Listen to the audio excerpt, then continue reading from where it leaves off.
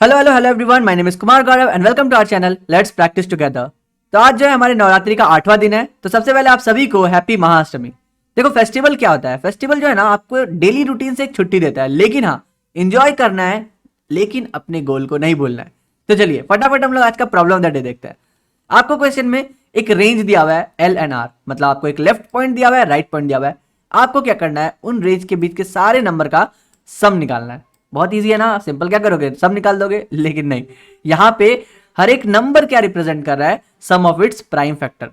तो अगर सोचो कि हम लोग sum of its prime factors ही कैलकुलेट कर ले तो बहुत आसान हो जाएगा ना। तो क्या करोगे, एक फंक्शन लिखो जिसमें कि आप क्या करो, एल एंड आर के बीच के सारे नंबर का सम ऑफ प्राइम फैक्टर निकाल लो और एक लूप लगा के दोनों का सम निकाल लो। हो गया इजी ना।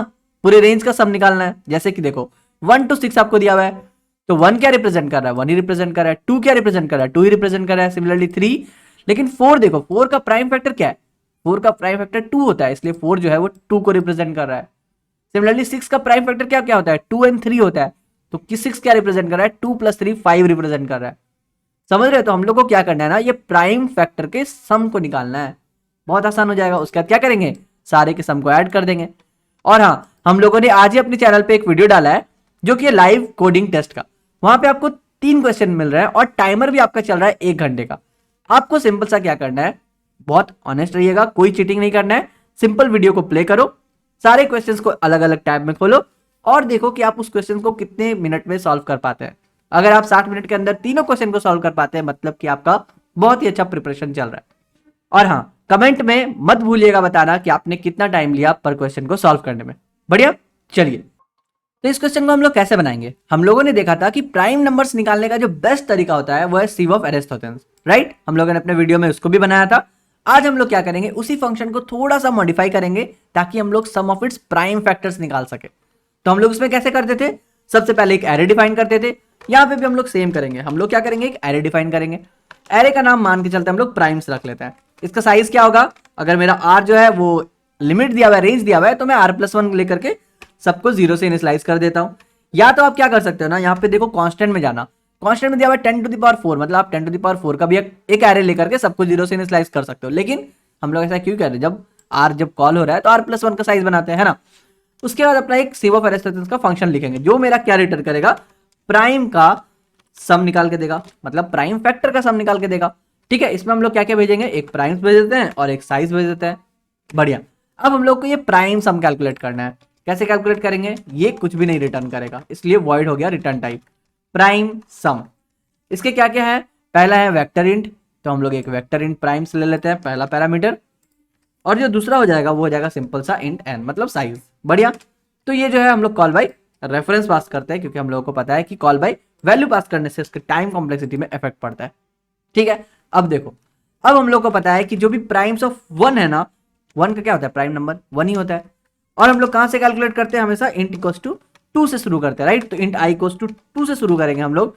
आई मेरा जब तक n तक ना चला जाए तब तक हम लोगों को चेक करना है कि वो प्राइम है या नहीं है। और हम लोग क्या करते थे ना सिव ऑफ एरिस्टोटेन्स में, अब देखो 2 तो मेरा क्या है, प्राइम नंबर है। तो हम लोग चेक करेंगे कि क्या जो है हम लोग अपने एरे में प्राइम्स ऑफ आई के लिए डिफाइन किए हैं या नहीं किए हैं। अगर ये 0 है, इसका मतलब अभी तक हम लोग उसको डिफाइन नहीं किए हैं। तो अब जो है 2 हो या 4 हो या 6 हो या 8 हो या 10 हो, मतलब 2 का मल्टीपल जितना भी है ना, सब में हमको क्या इनिशियलाइज करना है, हमको इनिशियलाइज करना है 2, क्योंकि वही तो उसका प्राइम फैक्टर है ना। तो हम लोग वही चलते हैं, हम लोग लिखते हैं for int j is equals to i, j is less than equals to n, and हम लोग क्या करते हैं j plus equals to I.